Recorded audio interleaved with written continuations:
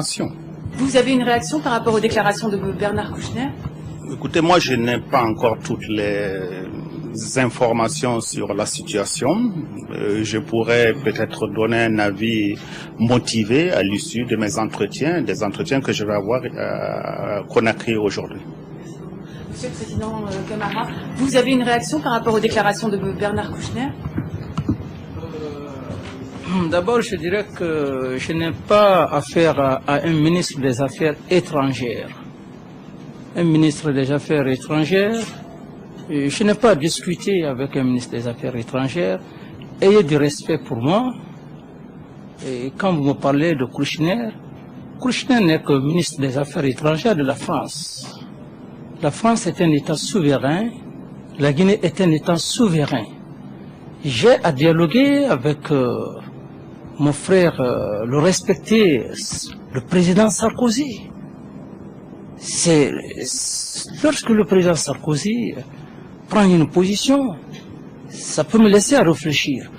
Mais je n'ai pas besoin de répondre à un ministre des Affaires étrangères. La Guinée n'est pas une sous-préfecture, n'est pas un arrondissement de la France, ni d'aucune puissance.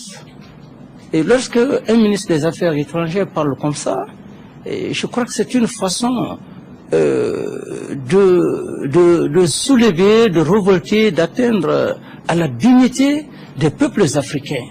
Et donc je crois que les 50 ans qui se sont passés, je crois qu'on doit essayer de taire ces vieux souvenirs. Alors, quel est mon rôle aujourd'hui? Mon rôle, c'est de rétablir une coopération sincère, franche avec la France. Parce que la France, je ne suis pas un ingrat, mon peuple n'est pas ingrat. Je ne dois pas m'occuper des individus, d'un individu par rapport à une nation. La France est une grande nation, est une puissance, et elle est représentée par le président Sarkozy. Donc, lorsque vous recevez l'une des plus grandes figures, le président Blaise Compaoré, et tout en lui coupant pour parler d'un ministre des Affaires étrangères, vous fustigez tous les ministres de l'Afrique. C'est ce qui est révoltant. Et l'Afrique ne se laissera plus faire. Nous sommes plus à l'époque d'antan. Il faut respecter les nations. Un ministre des Affaires étrangères, c'est un ministre des Affaires étrangères. L'Union africaine, la CEDEAO, aujourd'hui, pourquoi le choix du président Blaise Compaoré? Le choix n'est pas un choix hasardeux. C'est un choix mûr, un choix mérité. Sur le plan de l'expérience, il est aujourd'hui l'une des grandes figures qui, à l'avenir, peut réunir l'Afrique.